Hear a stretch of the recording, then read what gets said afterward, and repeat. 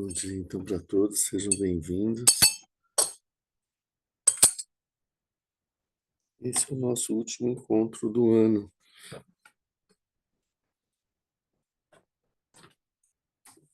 Nós estamos estudando o Taratantra Shastra, que é o quinto tratado de Maitreya, que trata especialmente sobre Tathagata Garbha, que é a natureza de Buda que está presente em todos os seres.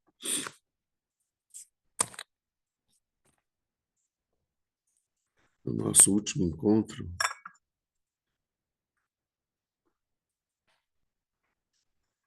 a gente estava vendo como que 4 características específicas da nossa mente nos impedem de reconhecer 4 características da mente iluminada que existe em nós. 4 aspectos da lente iluminada que existe em nós. E a diferença, voltando aqui, a gente já viu isso várias vezes, mas é bom repetir. A diferença entre a mente de Buda que existe em nós e a mente de Buda que existe no Buda, nos Budas, é que a nossa mente de Buda está escondida, está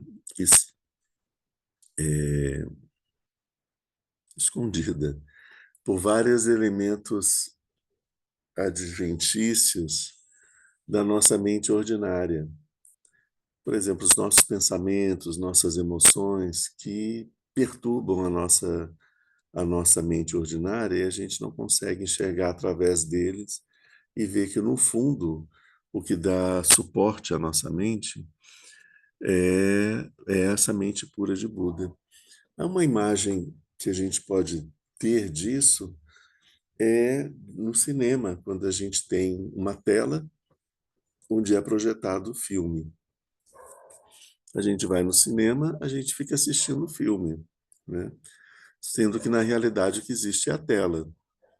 O filme, aquelas imagens, são imagens para a gente poder enxergar essas imagens, para que elas façam sentido para a gente, é preciso que haja uma tela que dê que acolha essas imagens e que permita que elas se manifestem, elas existem, né?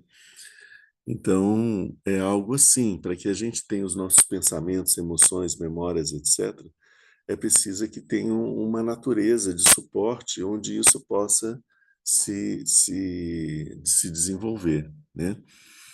E isso é a mente de Buda.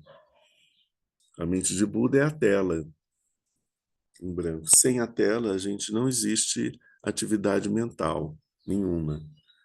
Com a tela, a atividade mental é possível. Agora, o que a gente vai projetar na tela depende da nossa mente perturbada.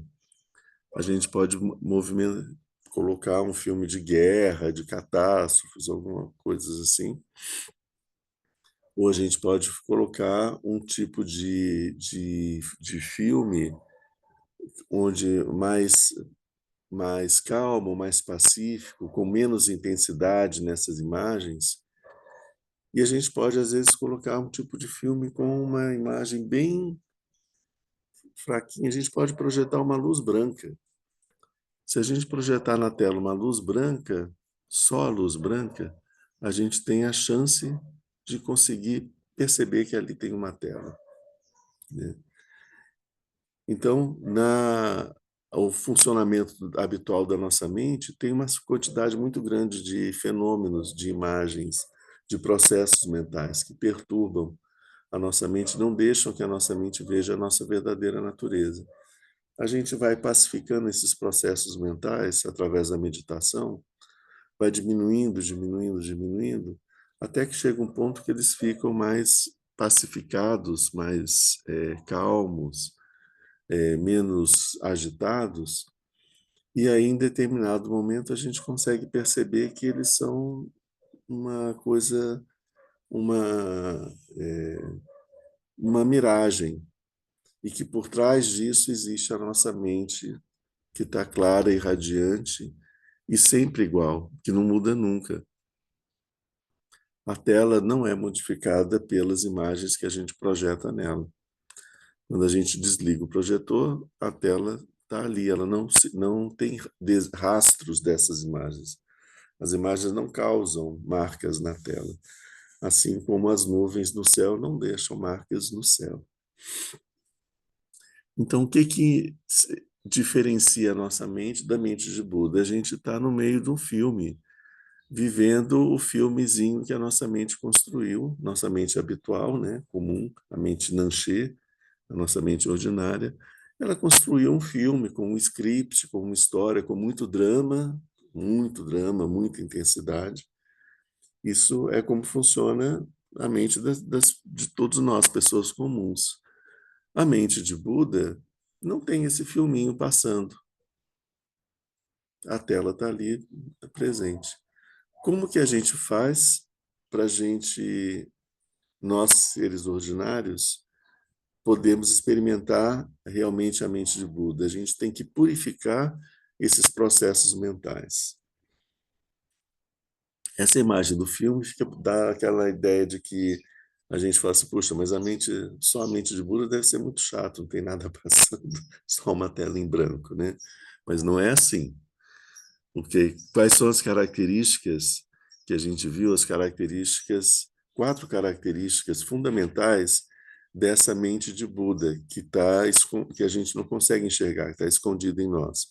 Então, a gente viu a suprema pureza é uma característica, ou seja, não tem nenhuma mancha, nenhuma mácula, é a perfeição da pureza. O outro que a gente viu, a suprema identidade, ou seja, transcende o nosso conceito de eu, de não eu, mas assim, aquilo que nós somos é essa mente de Buda, essa nossa identidade transcendente. Terceiro ponto que a gente viu, a suprema felicidade, a beatitude, a alegria, né? E a felicidade, a ausência completa de sofrimentos, né? Uma felicidade contínua, que não é obstruída por nada. Não é uma felicidade habitual que a gente vê aqui, mas uma felicidade transcendente, a verdadeira felicidade. E a eternidade, né? A eternidade, a imortalidade, a eternidade. Isso é outra característica dessa mente de Buda. Então, esses quatro elementos são que são característicos da mente de Buda, nós não conseguimos enxergar. Como nós não conseguimos enxergar isso, quando nós olhamos para nós, por quê? Porque tem todo o tumulto dos pensamentos, emoções, etc. A gente sofre. A gente sofre pela contaminação, pela impureza das coisas, pela experiência insatisfatória que a gente tem com os fenômenos. A gente sofre quando a gente se identifica com um eu pequeno, limitado e cheio, que pode desaparecer a qualquer momento. A gente sofre com o sofrimento, né? Com não experimentar esse êxtase, essa felicidade. E a gente sofre com a nossa mortalidade, né? Mas todos esses elementos, eles são ilusórios, são uma grande mentira na qual a nossa mente ordinária acredita, porque são a mentira do filme que está passando, né? Não é a nossa verdadeira realidade, mas nós acreditamos nesse filme que está passando. Por que que a gente acredita nesse filme? Por causa de um elemento muito importante, essencial, que é a ignorância primordial. Essa ignorância primordial é a ignorância que nós temos sobre a nossa verdadeira natureza. A tela está sempre lá. Depois que a gente percebe que existe a tela, pode estar passando o que for, mas a gente olha, a gente vê a tela. A gente vê e a gente percebe que ela está lá. E a gente percebe as imagens passando como fenômenos que estão passando na frente, mas a gente não perde mais a percepção, a consciência de que a tela está presente. Toda vez que a gente quiser enxergar a tela, a gente vai enxergar a tela, né? Então, mas quando a gente entra para ver o filme, a gente começa, apaga a luz e tudo, fica tudo escuro, né? Como acontece na nossa existência, né? Depois que a gente morre, fica tudo escuro. E essa escuridão é a ignorância primordial. Começam a aparecer as imagens e a nossa atenção desvia para as imagens. Aí a gente entra na história, se a gente é fisgado pela história do que está acontecendo, e a gente esquece de, de procurar perceber a tela que está ali. Porque a tela, ela não, como ela é imutável, ela não tá nos estimulando com essa agitação toda, né? Enfim, essa é uma imagem, né? Mas então a gente viu que essa ignorância primordial, ela faz com que a gente é, experimente as coisas do samsara sem perceber que a quantidade de perturbação e de sofrimento que estão envolvidos nessas experiências. Então, nós estamos experimentando uma coisa achando que aquilo é agradável, que é desejável, mas a gente não tem a noção geral do quanto de sofrimento que aquela experiência apresenta. Então, isso é descrito como nós tomamos como puros, como desejáveis, como agradáveis, coisas que não são puras, não são desejáveis e não são agradáveis quando a gente percebe elas na sua verdadeira natureza. E que a gente não percebe o quanto de sofrimento que esses fenômenos envolvem, tanto para nós como para os outros. A forma, e isso faz com que a gente, quando a gente não percebe a natureza do samsara, a gente se ilude com o samsara e fica mergulhado nesse ciclo.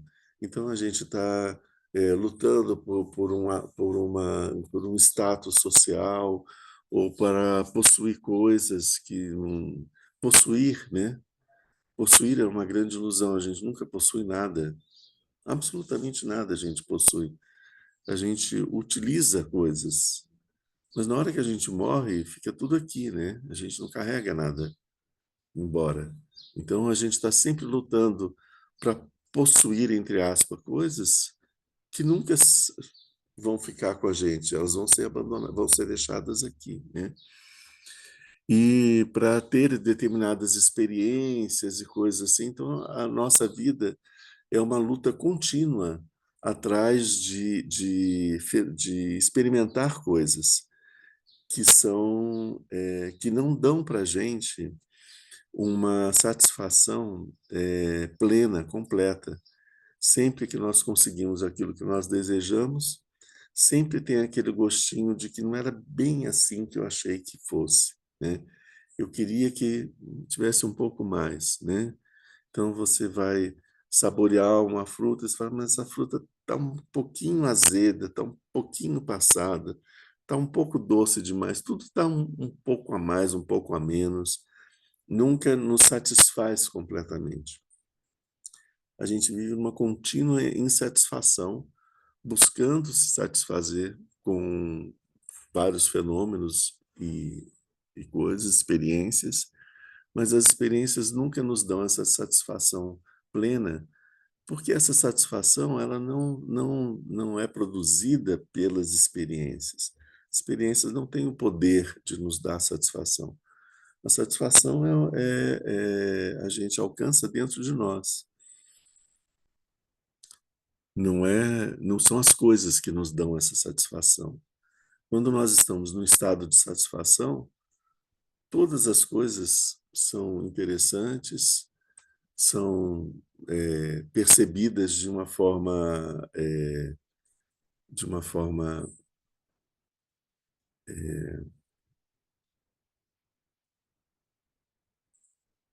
tem uma atratividade, né? Tem uma alegria em experimentar isso, não importa se isso é uma experiência que vai nos causar entre aspas, dor ou felicidade. Todas as coisas são vistas como uma experiência, são sentidas intensamente como uma experiência, e isso é que é o bom. A satisfação a gente tem dentro de nós, né? A gente não perde ela, né? Vamos ver isso mais adiante. Nós vimos também que, por conta das nossas formações kármicas, que são os hábitos mentais que nós trazemos das experiências das vidas passadas, esses hábitos mentais desenvolvem modos de funcionamento da mente. Então, por exemplo, a gente vai ter um hábito de pensar as coisas de uma determinada forma. A gente pode perceber isso de uma forma discreta, né, assim, pequena, quando a gente percebe várias culturas diferentes, as pessoas têm, a mente é a mesma, de todas as pessoas. Se você pegar uma pessoa de uma cultura, pegar de uma cultura antiga ou atual, alguém que nasceu no Egito 2.000 anos atrás, uma pessoa que nasceu no Japão, alguém que nasceu na Austrália, então, se você pega essas pessoas recém-nascidas e colocam no mesmo lugar para serem vivenciar, para serem educadas e tudo, elas vão acabar adquirindo um pensamento comum. Ou seja, o modo de funcionamento da mente não depende da genética das pessoas, depende de como que as pessoas aprendem a pensar, né?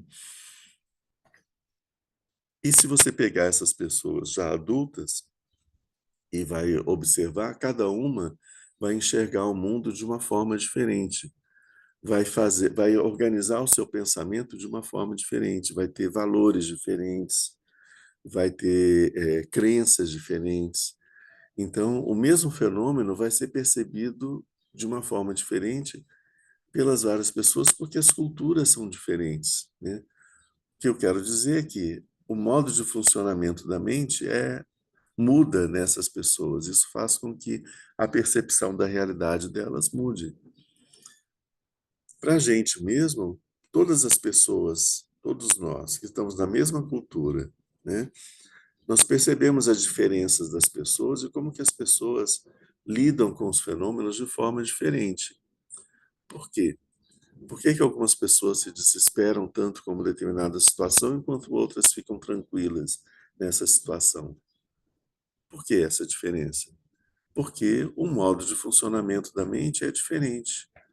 Os fenômenos, a forma como a mente estrutura seu pensamento, aquilo que é insuportável, aquilo que passa a ser compreensível e, portanto, suportável, vai variar de acordo com as pessoas, por causa dessas formações kármicas, né?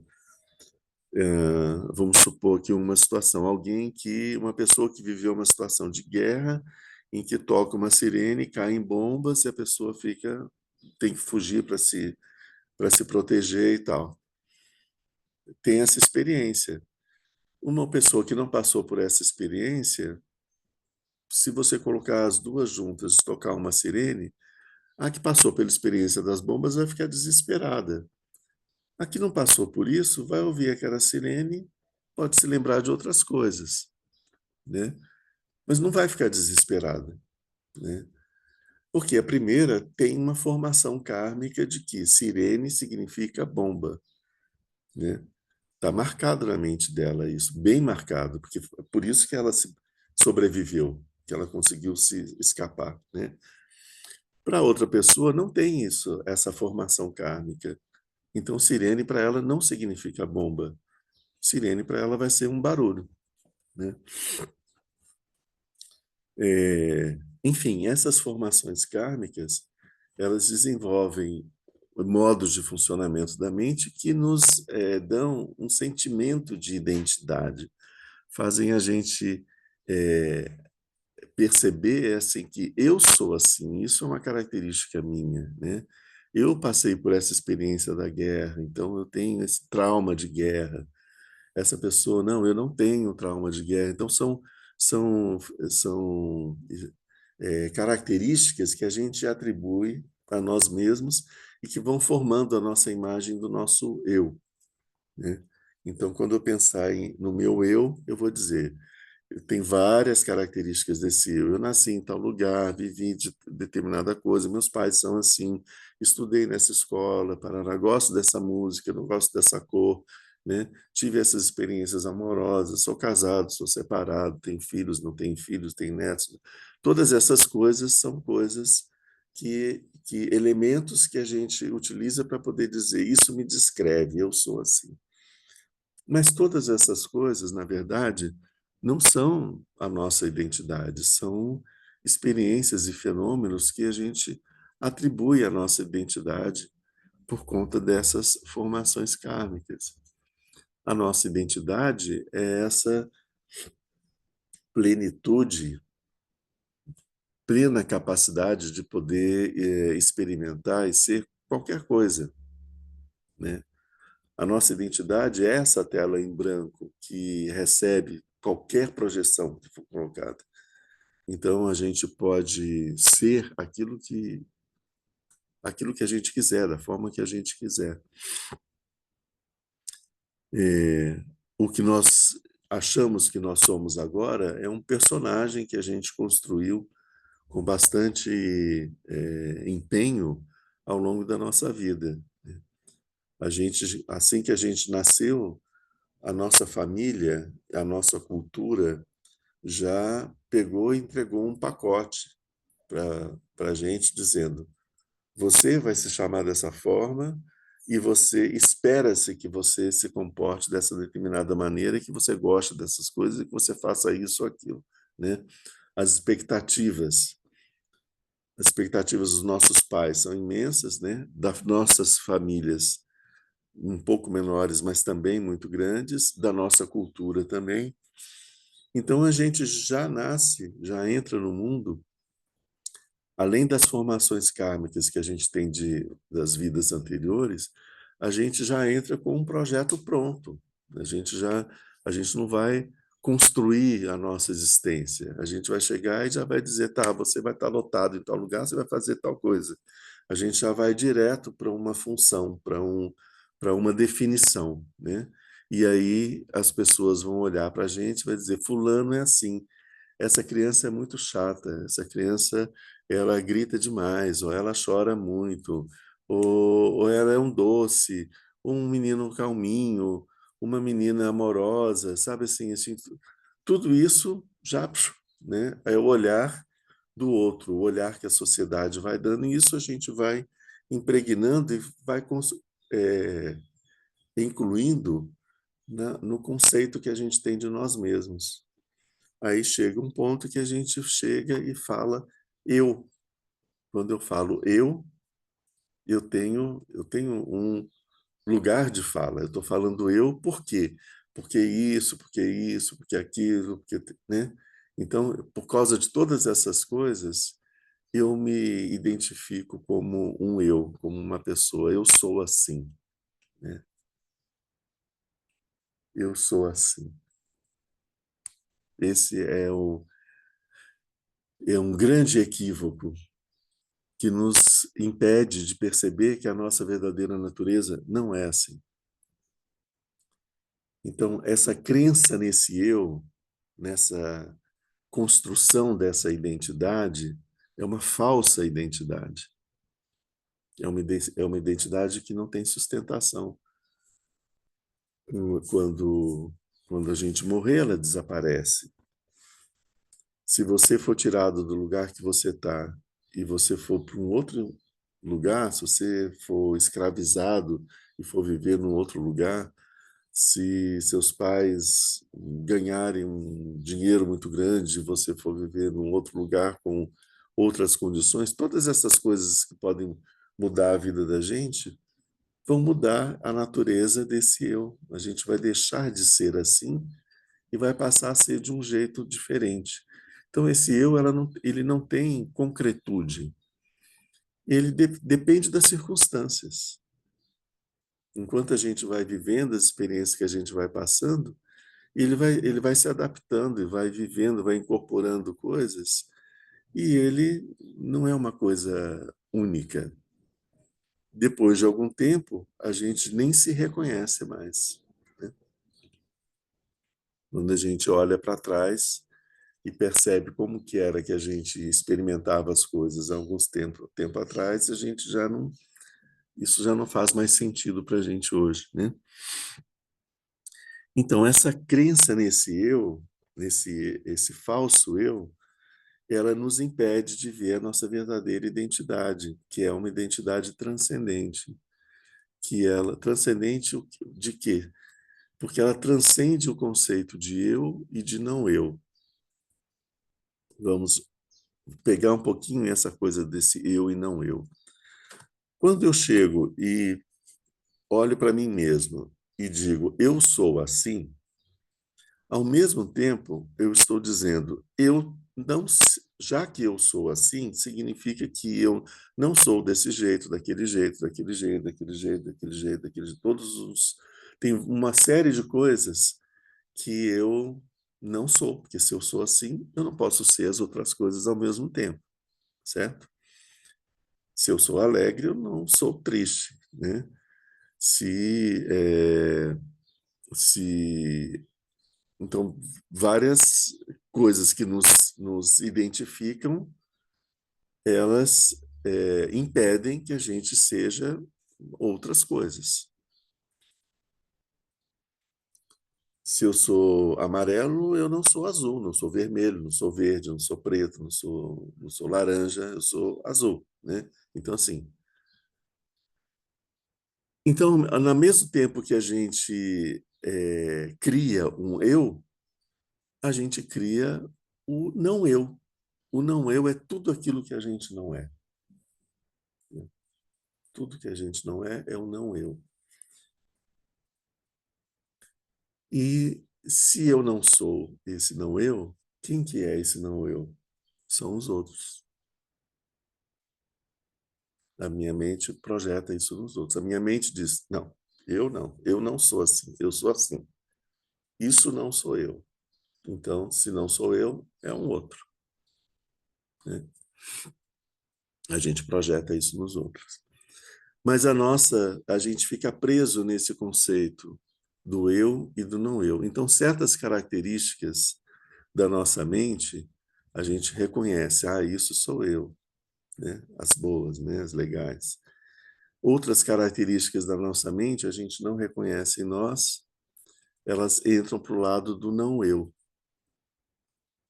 certo? Mas são características da nossa mente. E a gente está tão preso na nossa identidade falsa como um eu, que a gente não percebe que todos esses não eus também somos nós. E nós também somos todos esses não eus, né? E o Buda diz é: a gente não pode dizer que o eu exista de verdade, porque o eu limita, né? Aquelas características, aquela coisa, essa identidade que eu vejo, ela é limitada. Então, eu não posso dizer que isso exista, que a gente seja limitado dessa forma. Mas a gente não pode dizer que o não eu também tenha uma existência enquanto não eu, ou seja, que a gente não seja aquelas coisas que a gente acha que não é. Porque a gente está certo que a gente é um pouco aquilo que a gente considera o nosso eu, mas a gente também é um pouco aquilo que a gente considera como não eu. Mas também a gente pode ver que a gente não é aquilo que a gente acha que é. Na verdade, a gente faz uma imagem muito carregada desse eu, e a gente, na verdade, não é bem assim. E também esse não eu, a gente também não pode achar que a gente não seja também do jeito que a gente acha que a gente não é.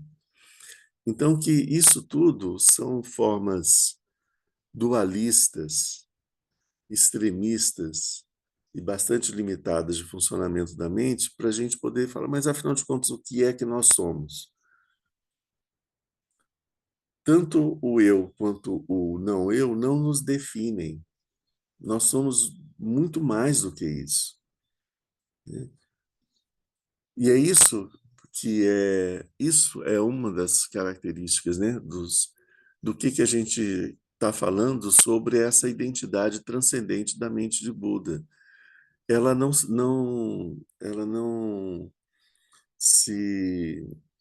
ela não se encaixa nas definições que a nossa mente faz sobre identidade, sobre existência, sobre nada disso. Todas essas coisas são pequenas demais para descrever a nossa verdadeira identidade. Ela é muito mais transcendente. Esses conceitos da nossa mente são muito grosseiros, tacanhos, né? A gente está vendo um mundo extremamente colorido, com milhares de cores diferentes, e a gente está tendo que colocar ele em preto e branco, né? Então, é a gente se considerar no preto e branco quando a nossa natureza é multicolorida. Tem como traduzir as cores no preto e branco? Não tem. No preto e branco, a gente só vê uma intensidade de sombra e uma intensidade de luminosidade, só isso. Mas a variação das cores não aparece. Então, isso é que a gente tem que entender sobre essa transcendência da nossa verdadeira identidade. É entender que a nossa verdadeira intensidade é uma coisa que a gente não consegue conceber, mas que a gente já infere que é muito mais vasta e ampla e interessante do que aquilo que a gente consegue atribuir para nós, né? Como características nossas. Então, a gente viu que esse conceito do eu nos impede de perceber a nossa verdadeira identidade. Então, purificar esse conceito do eu é um processo, faz parte do processo para que a gente consiga perceber a natureza de Buda que existe em nós e a nossa verdadeira identidade, que é essa natureza de Buda. Depois a gente viu que essas formações kármicas, elas criam um, uma experiência mental, né? Um eu que faz coisas, que se emociona e que age, que faz coisas. Quando a gente faz coisas, a gente experimenta as consequências dessas coisas, a gente experimenta com pequenas felicidades ou pequenos sofrimentos. E esse vivenciar os fenômenos como agradáveis, desagradáveis, sofridos ou alegres, a gente está sempre buscando ter as experiências agradáveis e fugindo das experiências desagradáveis, né? Isso nos impede de perceber que as experiências elas não são nem agradáveis e nem desagradáveis. Isso é apenas uma característica que a nossa mente atribui para as coisas. O que eu estou querendo dizer com isso? Nós temos essa experiência, todos nós já passamos por isso, de perceber que a gente não gostava de determinadas coisas, era muito desagradável para a gente. E depois de algum tempo a gente passa a gostar, né? Pode ser um sabor, pode ser uma comida, pode ser um tipo de som, pode ser uma determinada música. Aparece uma música e eu não gosto dessa música. Essa música repete tantas vezes, então, de repente eu estou vendo que eu mesmo estou cantarolando essa música. E falar, por que eu estou cantarolando essa música se eu não gosto dela? Até que em determinado momento eu falei, nossa, eu gosto dessa música, mas eu não gostava. Então, o fato de ser agradável ou desagradável não é uma característica da música, é uma característica da minha mente, que em determinado momento ela não gostou e depois, num outro momento, ela passou a gostar. Então, isso é uma característica da nossa mente, não é uma característica dos fenômenos. Os fenômenos em si não são nem agradáveis nem desagradáveis. A experiência que a gente tem limitada em relação a esses fenômenos, a gente está sempre preso naquilo que eles, de como que a nossa mente está naquele momento e como que a gente experimenta eles. A mente de Buda, ela transcende essa forma limitada de experimentar os fenômenos. A mente de Buda vê os fenômenos do jeito como eles são, apenas simplesmente do jeito como eles são. As características que são essenciais e são realmente atributos deles, e não as coisas que a nossa mente projeta neles. Então, eles são assim, e a nossa mente, na mente de Buda, ela vive num estado de plena felicidade, porque não tem nada que a perturbe, que a faça sofrer. Ela vive num mundo onde os fenômenos acontecem e eles giram e passam, uma hora eles estão de um lado, outra hora eles estão do outro, depois eles voltam para aquele lado, depois voltam para o outro, faz uma... Então, a mente experimenta isso sem o sofrimento do apego de querer fixar as coisas de um determinado jeito. Eu tenho uma experiência, uma determinada experiência, eu vejo as coisas desse jeito aqui, eu quero que isso seja assim para sempre. Mas não vai ser, isso está em transformação, vai virar uma outra coisa. E compreender e acompanhar o processo das coisas, a gente vê como os fenômenos, as coisas, eles vão se transformando com o tempo. E podem ter um momento de atingir formas interessantes, depois pode chegar um momento deles se dissiparem, de se dispersarem em seus elementos mais básicos e poderem depois dar origem para um outro fenômeno e virar um outro fenômeno tão interessante quanto o primeiro. Então, se eu fixo isso para que isso não mude nunca, eu não permito que uma coisa nova possa acontecer, aquilo que aconteceria depois que isso desaparecesse. Perceber esse movimento dos fenômenos sem se apegar a eles, a gente não se apega a eles porque quando eles passarem, a gente sabe que eles passaram, mas vão vir outros que vão ser tão interessantes quanto, né? Então eu não preciso me apegar. Primeiro que não adianta eu me apegar porque é como água que vai escorrer dos meus dedos, eu não vou conseguir segurar. Os fenômenos, eles estão num processo de transformação sempre, né? Quando eu aprendo a não me apegar nos fenômenos, eu consigo fluir pela vida através de toda...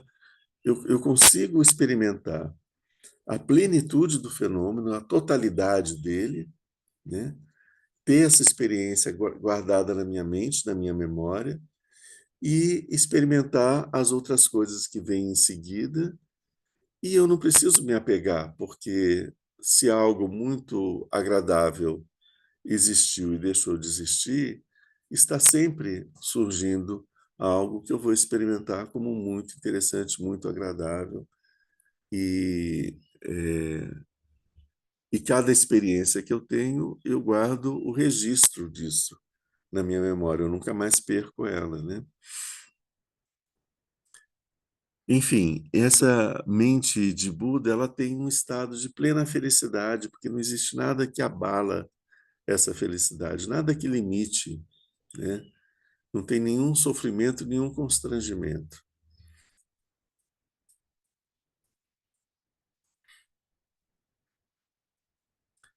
É, e a outra característica que a gente vê é a característica dessa eternidade.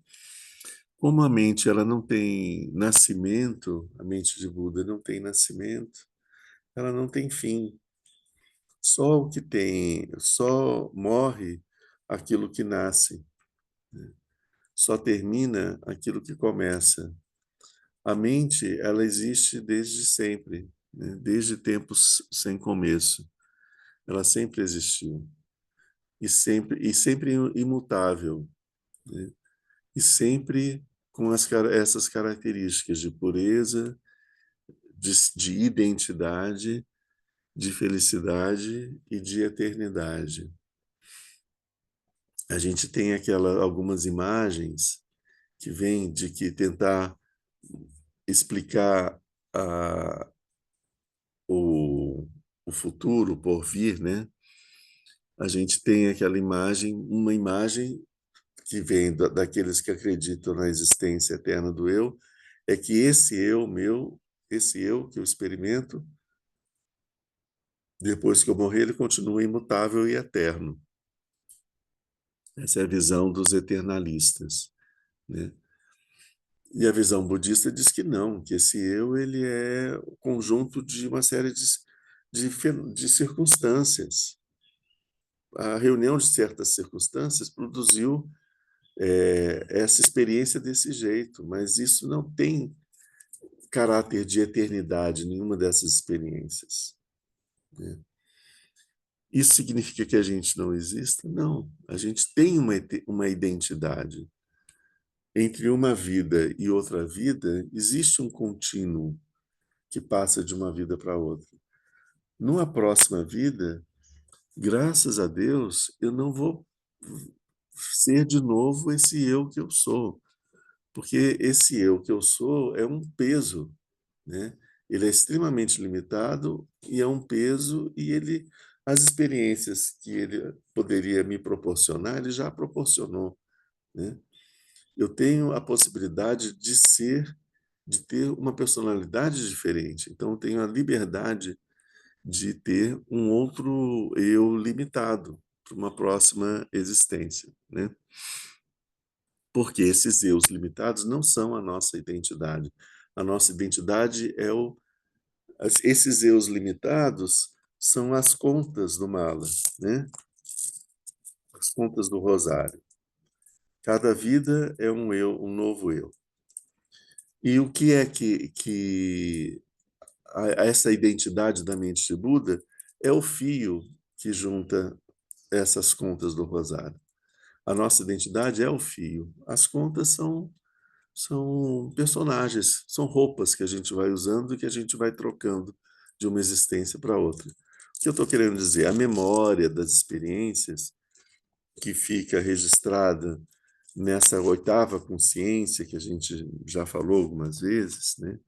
É isso que passa de uma vida para outra e é aquilo que vai isso da nossa mente limitada, mas que fica registrado para nossa mente de Buda. A gente tem o registro das experiências, todas as experiências que a gente passou. É por isso que o Buda, quando ele alcançou o despertar, ele se lembrou de todas as suas existências, né? E ele olhava para as pessoas e ele via as pessoas em todas as suas existências, como as mudanças que vão acontecendo ao longo dos fenômenos, né? Ele não via só o fenômeno naquele momento, né? É, então isso é um pouco dessa questão de como que a gente experimenta essa eternidade. Outra forma que às vezes aparece para a gente quando a gente alcança o despertar, a gente vai se unir como uma gota d'água no oceano, né?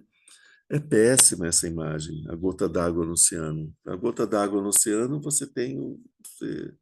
o oceano te invade enquanto gota d'água, a gota desaparece. Não existe identidade. Não existem gotinhas uma do lado da outra formando o grande oceano, entende? Essa imagem ela não reflete a natureza da mente de Buda, não é a gota d'água no oceano, né? O fato é o oceano na gota d'água. É o contrário, é você ter a experiência toda do oceano dentro da gota d'água. A sua identidade continua.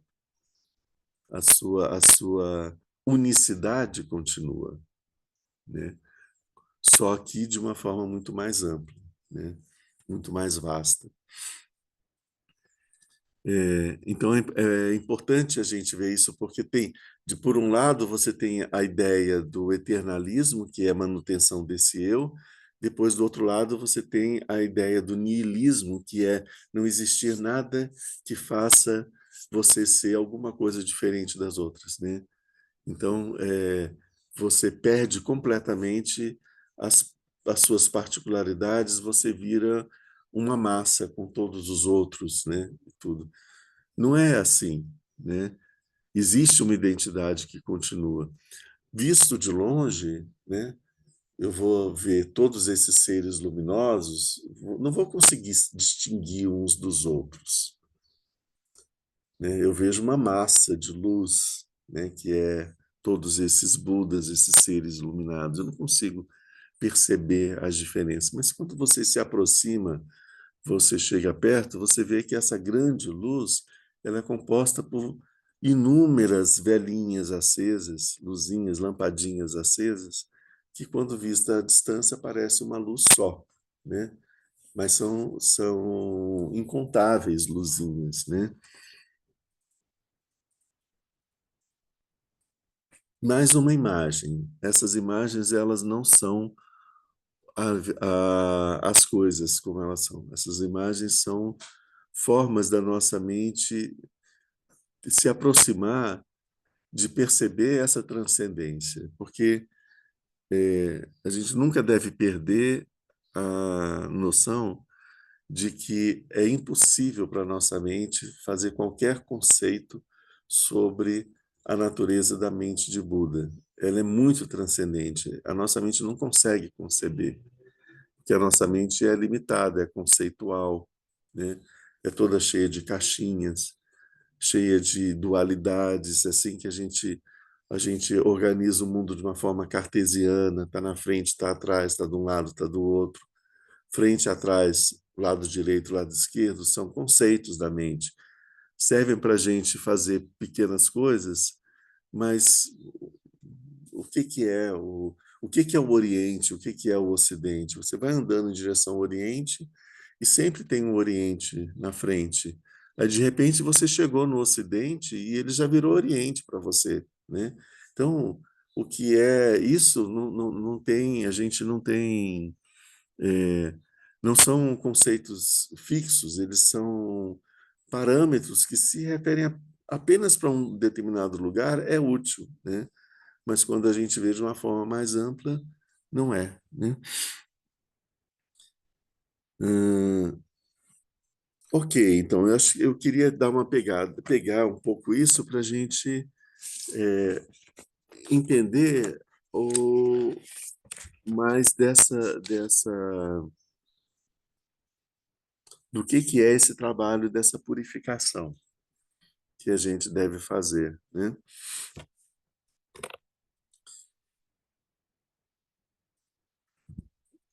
E aqui, então, a gente continuando o nosso texto, que isso a gente está ainda pegando o que a gente viu na semana passada, né? Aqui a gente tem que, na realidade, o Dharmakaya, que é essa mente de Buda, é puro em razão de sua pureza por natureza e do desaparecimento das impregnações kármicas.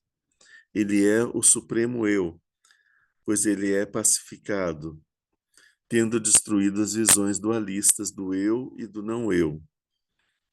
Ele é bem-aventurado, pois ele desviou do agregado mental e de suas causas. Ele é eterno, pois ele realizou a identidade do Sansara e do Nirvana.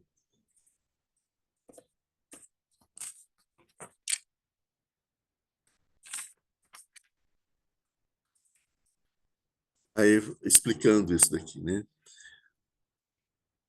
Então, aqui a gente destrinchando, tem duas razões para a suprema pureza do Dharmakaya do Tathagata. Então, por que é que a gente diz que a mente de Buda, o Dharmakaya, o Tathagata Garba é puro?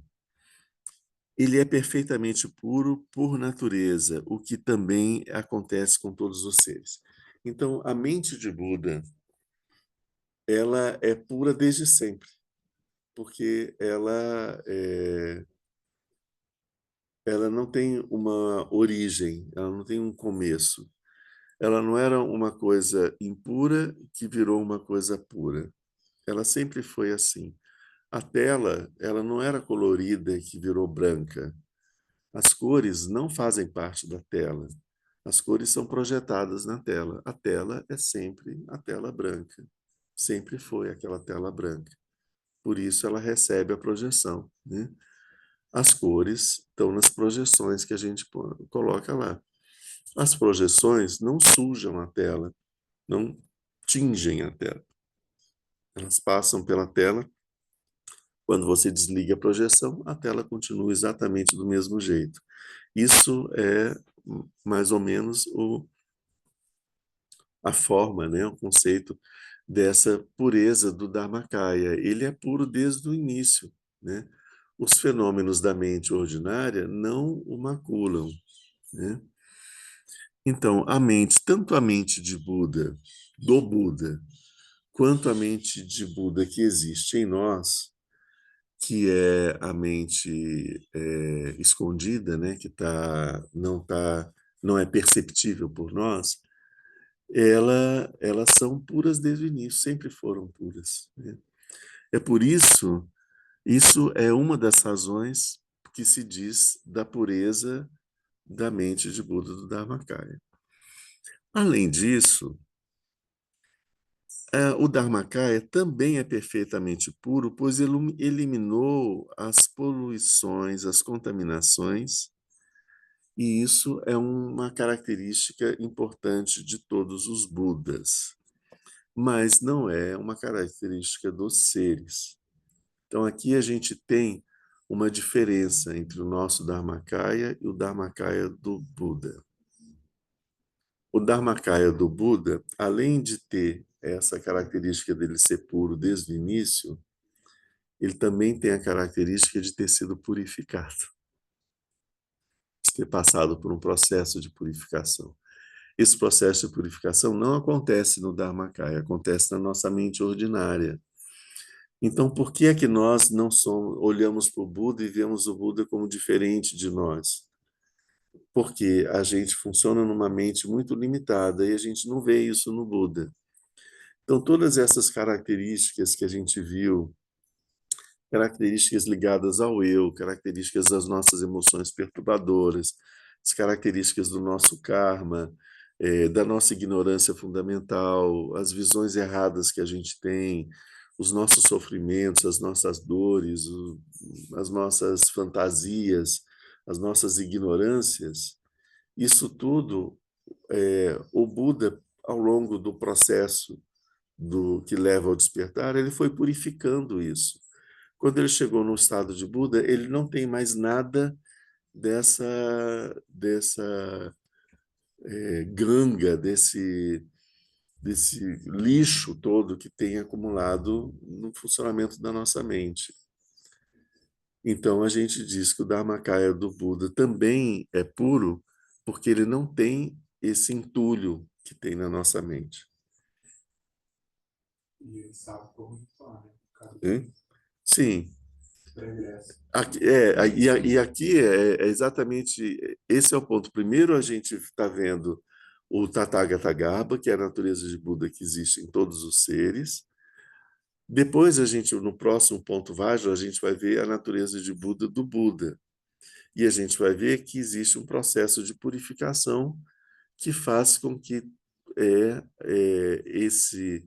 esse Tathagata Garbha ele desabroche, ele apareça para nós. É preciso que a nossa mente ordinária seja lavada para que a mente de Buda apareça através dela, né? Então, ao mesmo tempo que a mente de Buda é igual em todos os seres, por isso ela é pura em todos os seres, a mente de Buda também tem uma outra pureza, que é a pureza de ter limpado essa mente ordinária. Então, a mente de Buda dele aparece com toda a sua plenitude, sem nenhuma mácula. Então, o que a gente entende é que o trabalho que a gente tem que fazer não é sobre alguma coisa que vai virar a mente de Buda no final. O trabalho que a gente tem que fazer é na nossa mente ordinária, é limpar a nossa mente ordinária. Se a gente limpar a nossa mente ordinária, a nossa mente de Buda aparece. Então, a gente não precisa se tornar alguma coisa que a gente ainda não é. Nós já somos. A gente só precisa limpar essa mente ordinária para que a nossa verdadeira natureza apareça. O que impede ela de aparecer são essas nuvens que estão aqui cobrindo o céu e a chuva que não deixam o céu aparecer. É isso que a gente tem que limpar. Esse é o ponto. Aí, em seguida, ele fala: a suprema identidade deve ser compreendida de duas maneiras. Vamos lá. Pela rejeição das falsas imaginações concernentes ao eu e ao ego, que são elaboradas pelos Tirtikas, e pela rejeição das falsas imaginações relativas à não substancialidade, o não eu, que são elaboradas pelos Shravakas. Então, o que ele está querendo dizer aqui? Primeiro, rejeição das falsas imaginações concernentes ao eu ou o ego, que são elaboradas pelos Tirtikas. Aqui ele chama de Tirtikas aqueles que acreditam na eternidade do eu. Então, esse modo de pensar, que ele chama de Tirtikas, eles acreditam que o eu continua sendo sempre o mesmo e que depois da morte a gente vai se ascender aos céus, vai se transformar num Deus que vai ser o Deus com o nosso nome, com as nossas características, vai ter uma, uma existência incrível, grande, tudo, mas com essas características que a gente tem hoje. Então, ele, como o Dharmakaya, né? Ele, como a gente rejeita esse eu falso, que é o que a gente está acostumado a se identificar, é um dos motivos pelos quais a gente consegue perceber a nossa identidade como sendo outra, e não esse eu falso, né?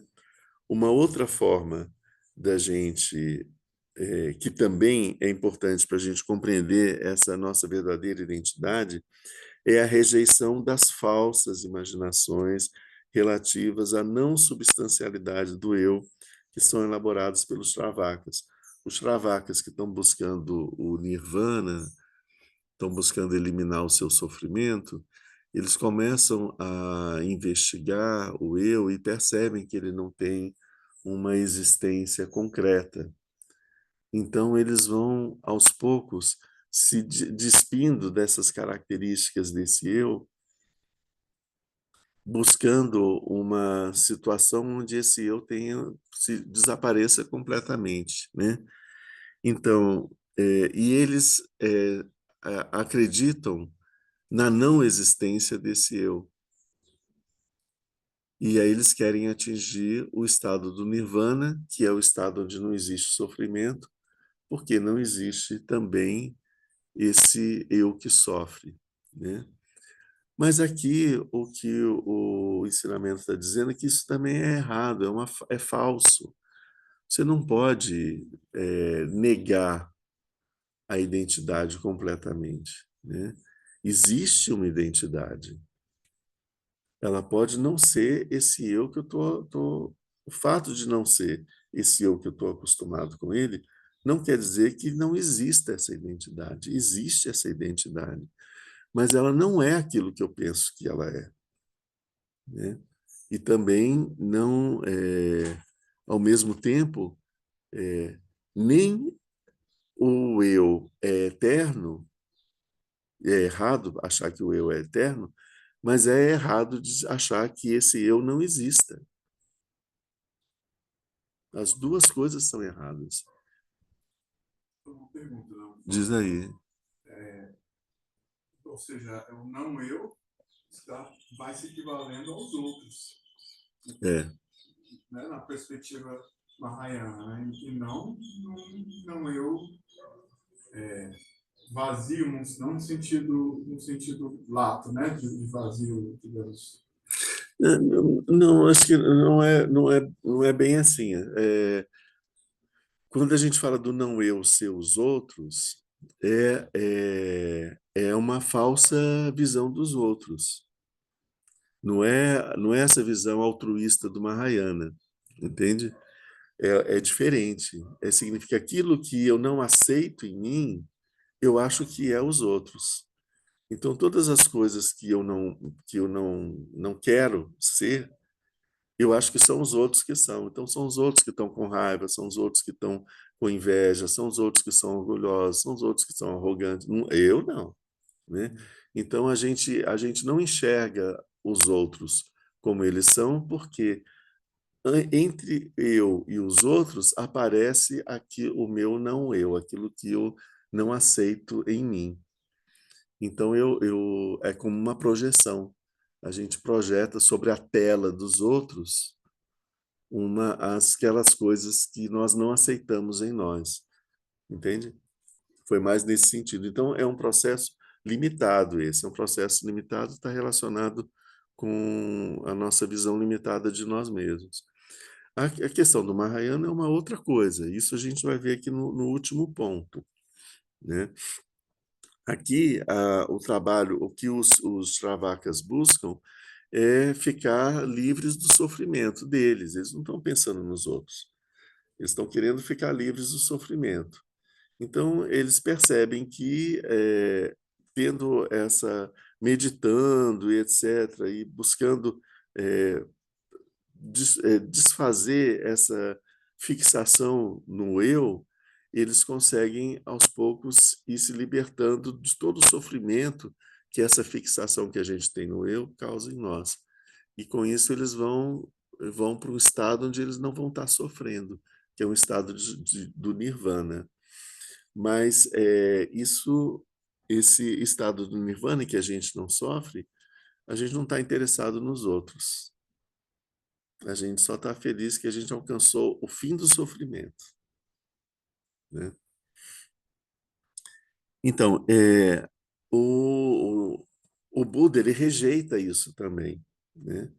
Então ele percebe que nem a ideia de que o eu exista para sempre e nem a ideia de que o eu não exista, todas as duas são formas limitadas de descrever o fenômeno, né?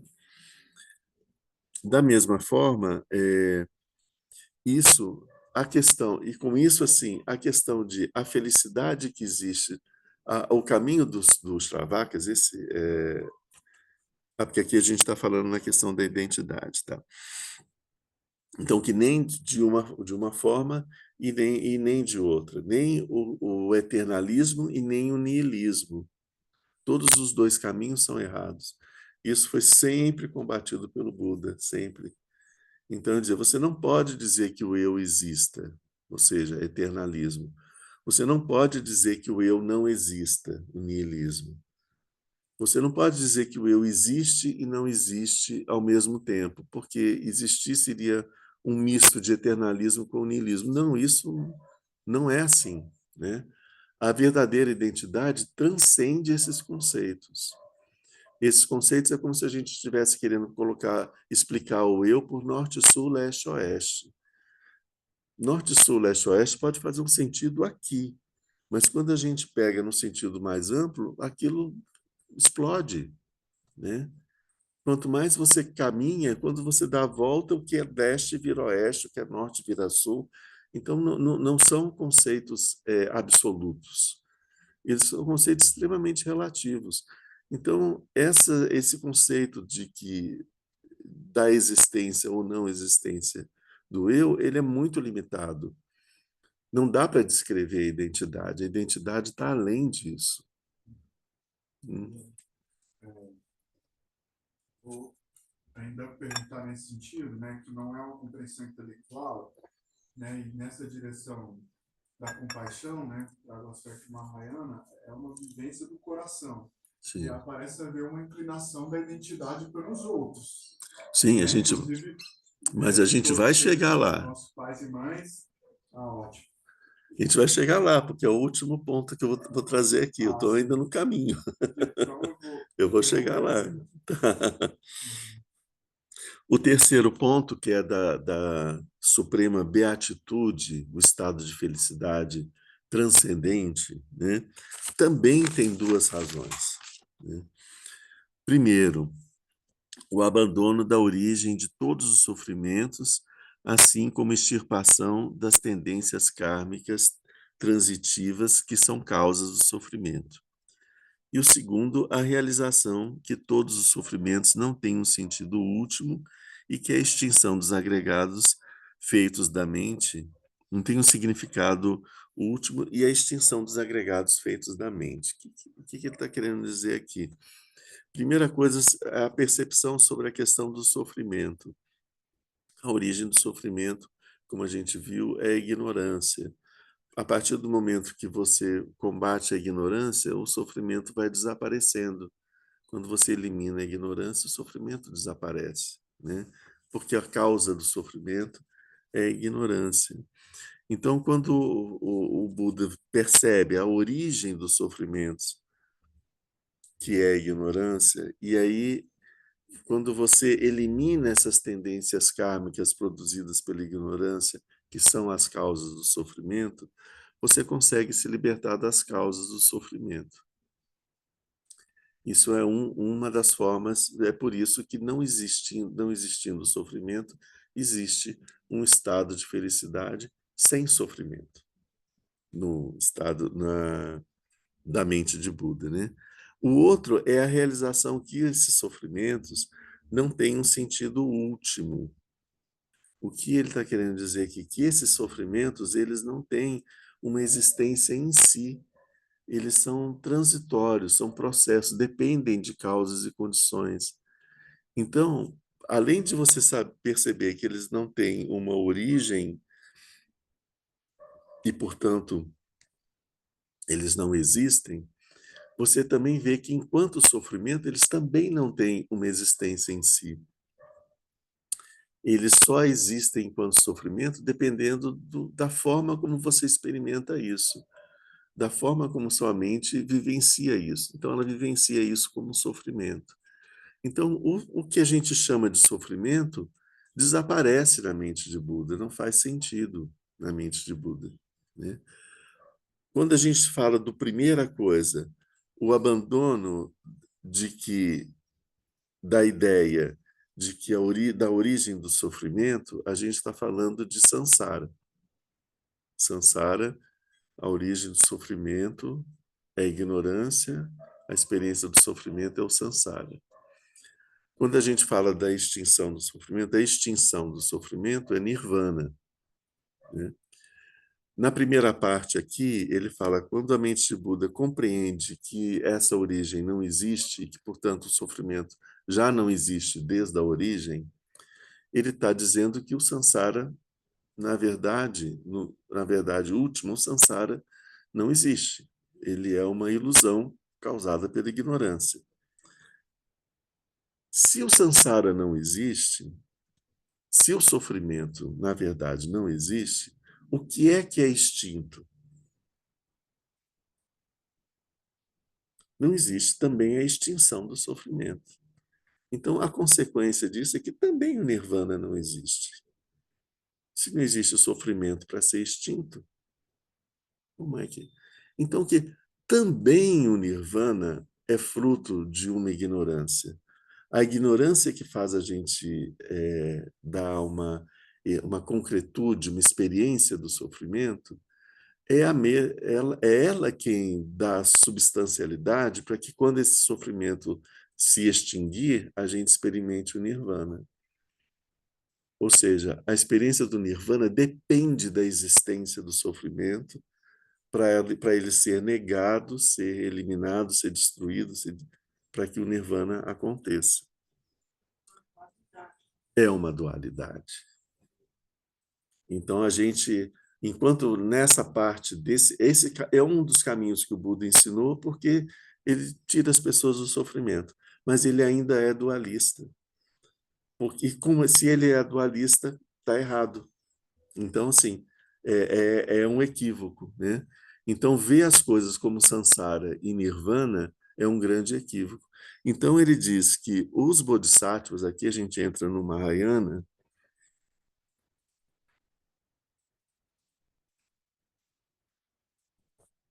os bodhisattvas, eles percebem tanto o samsara quanto o nirvana como uma coisa só.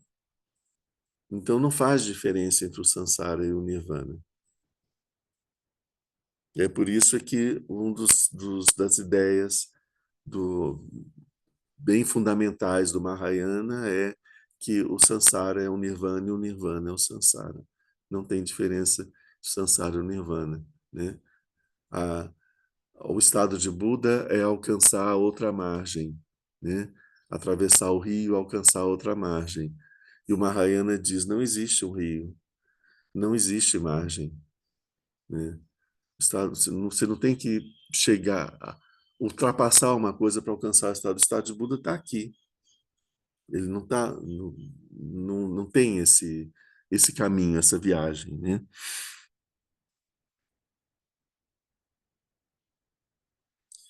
Depois ele diz que, por fim, a suprema eternidade, ela é a suprema eternidade por duas razões, porque o Dharmakaya não cai no extremo nihilista que diminui a vida fenomenal não eterna, e ele não cai no extremo eternalista que intensifica o nirvana como eterno. Então, a experiência do Dharmakaya não cai no erro de se identificar com a vida ordinária que a gente tem, que é a vida limitada de nascimento, sofrimento e morte, né? Aí a gente morre, então essa é uma visão nihilista, a gente não existe mais do outro lado, e também não cai na visão eternalista do nirvana. Tipo, eu terminei superei o samsara, alcancei o nirvana, então agora eu sou eterno no nirvana. Então essa eternidade do nirvana também não é como se nirvana não existe, tanto a experiência da mortalidade do samsara como a experiência da eternidade do nirvana são falsas, porque elas se baseiam numa compreensão errada dos fenômenos, os fenômenos frutos da ignorância, né? Então, aí ele diz, deixa eu pegar mais um pedacinho aqui, o conceito do nirvana instável. Isso é bem interessante, que ele diz que para o Bodhisattva,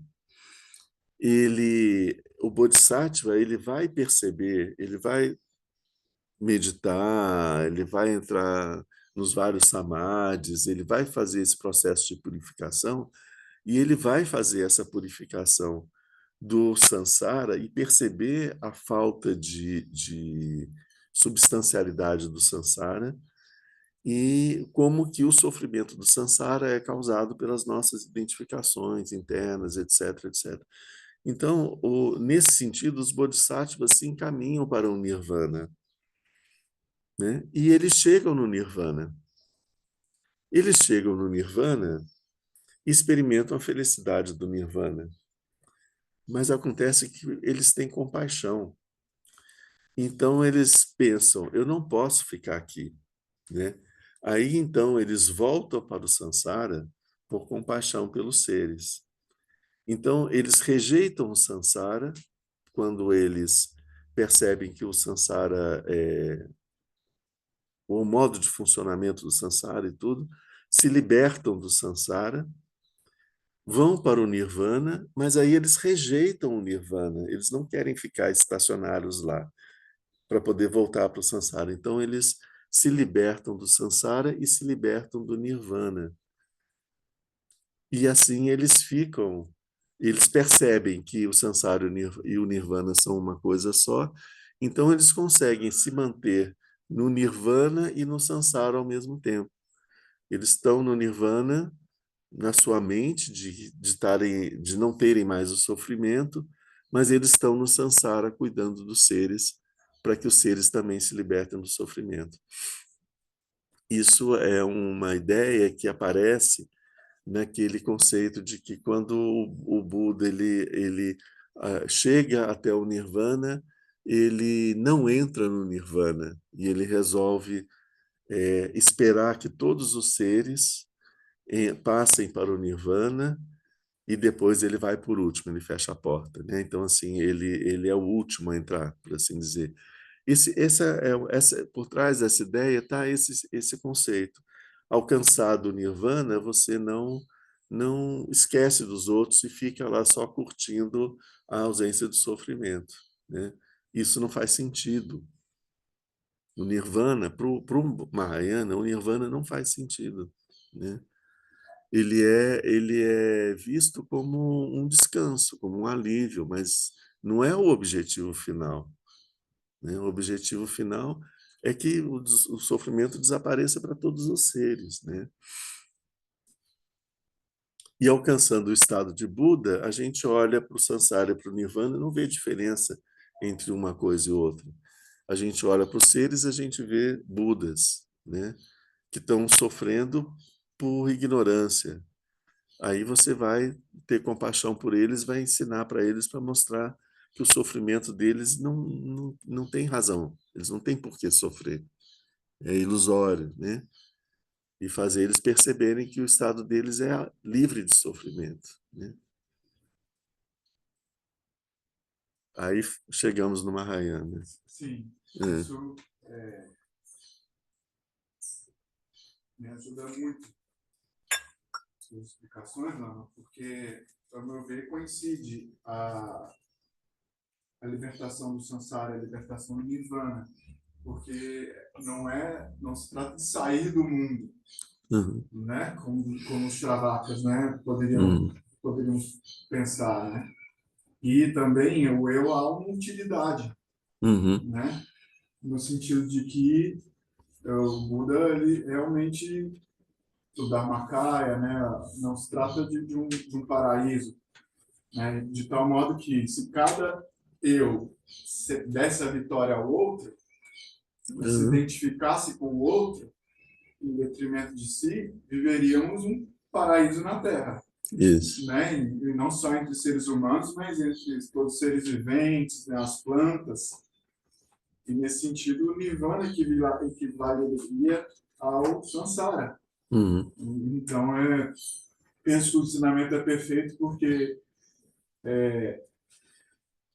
é pela identificação com o outro que se liberta do eu, mas é pelo exemplo do eu que as pessoas abrem mão dele, né?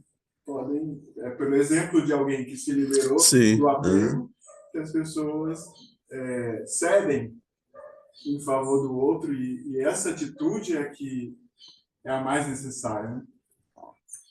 Sim, beleza. Acho que sim.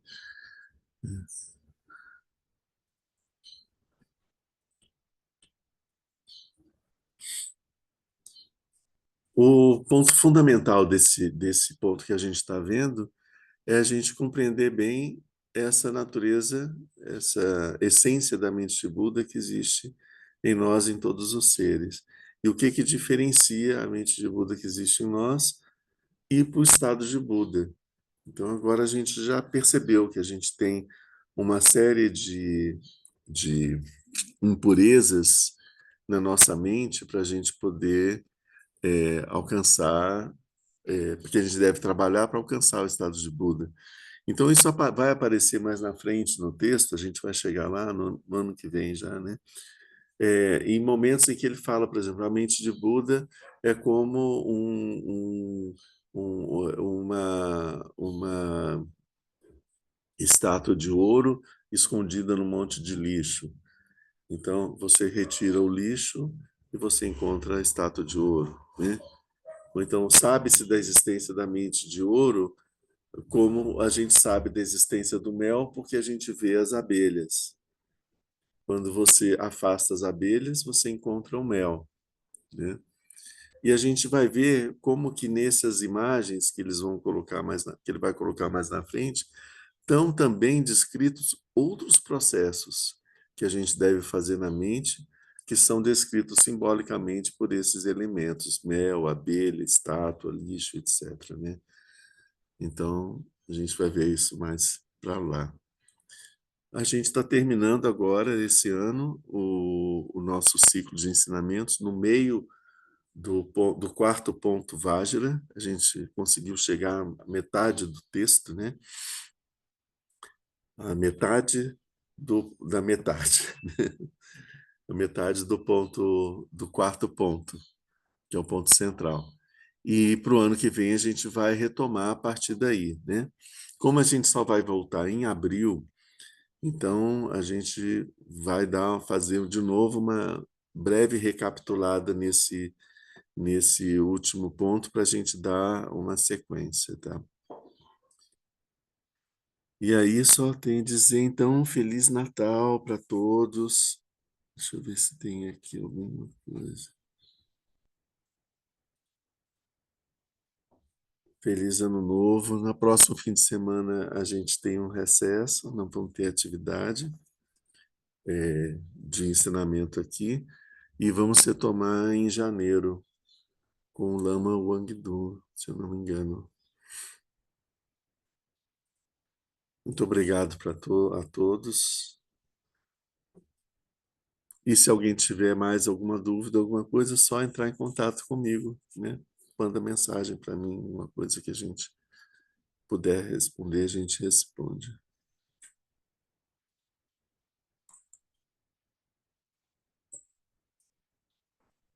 Feliz Natal, Feliz Natal, Feliz Natal.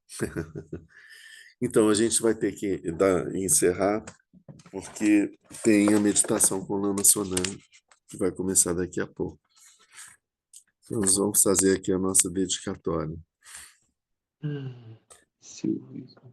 Graças a essa virtude, tendo realizado rapidamente o Mahamudra, possa eu conduzir a esse estado todos os seres sem exceção. Pela graça do Buda que obteve os três corpos, pela graça da imutável verdade do Dharma em si e pela graça da infalível aspiração da Sangha, possa essa súplica de dedicatória realizar-se tal como ela é.